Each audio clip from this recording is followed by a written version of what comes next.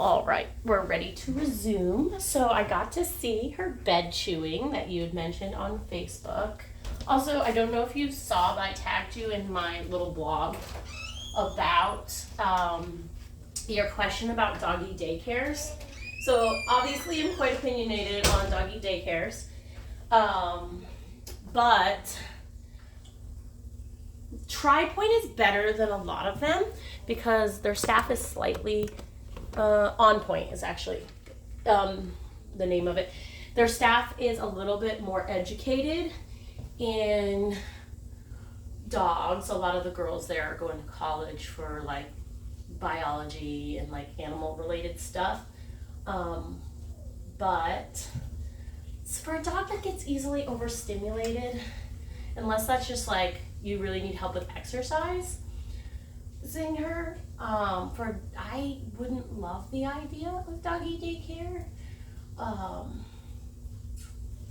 I would probably look at some alternatives that we can go over and talk about. You already do some of them, like the enrichment and the treadmill, but we can talk about other ideas too, like some flirt pull exercises and maybe some training games that we can incorporate. Good. Release. Place.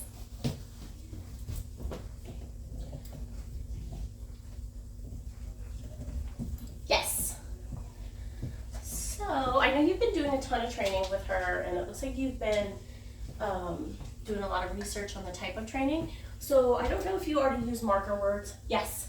But you might notice I say yes when she gets the correct answer. That is a marker word, and it pinpoints the moment she does the correct behavior. So place is defined for me as go to your bed, lay down and stay until released.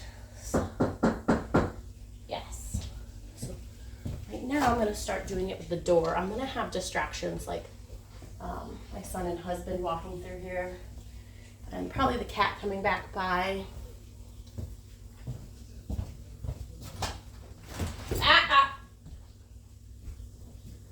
So at is a different type of marker word. It pinpoints the moment they do something incorrect, but not something that you're going to correct her for.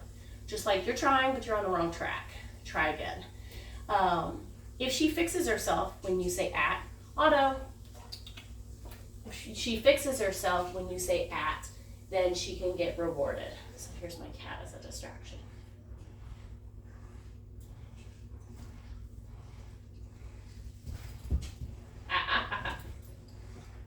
Yes, good girl. Otto. Otto's actually usually a much better listener than he's being right now. So we're going to go back to the door because she did break when I knocked on the door. Pivot this a little bit so you can see our door a little better. Yes. See her muscles flinch? The door one is not what I've tried with her before. We did do place when we had our speech therapist here today, and it was hard for her to stay there when somebody was over. And we also did place outside in the front yard when some kids were over playing, and we did place in the backyard with our chickens loose. But she did pretty good for her, actually.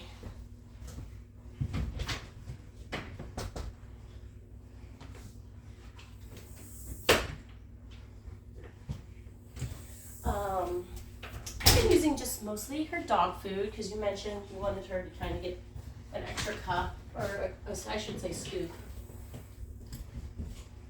Good girl. So how she fixed herself tells me she understands what her job is. Otto. Yes.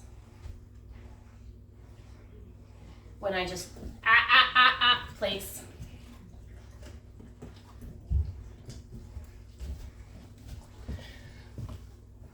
I'm gonna have to restock my treat bowl. So right now I'm just introducing different distractions.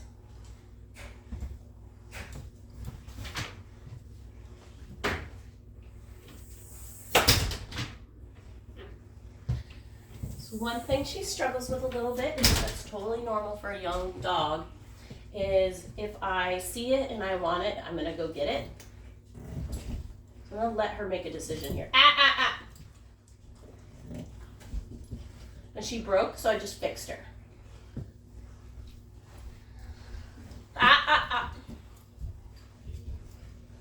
So getting her used to hanging out on that place when we're sitting down.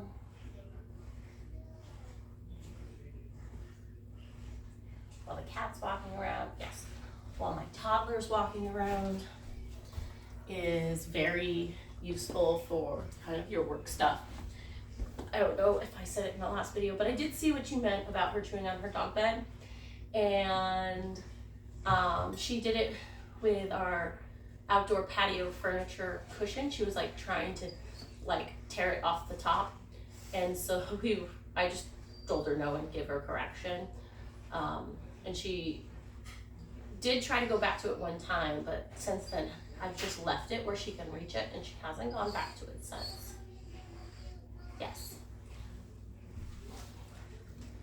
So I'm gonna try like just carrying the cat a little bit as a distraction.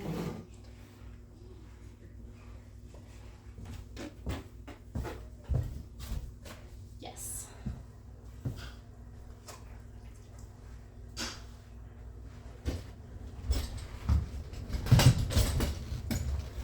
Yes.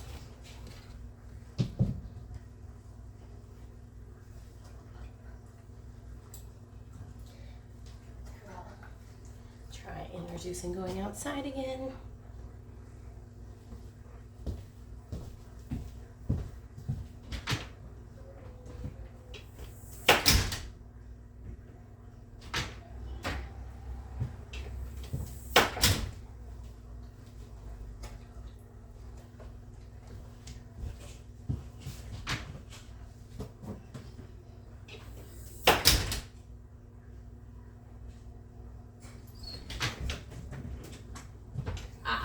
Place. Place. So if she's on place and she's not down on the ground, like she's not laying down, you would not say DOWN, you would remind her place, because that's part of the change behavior.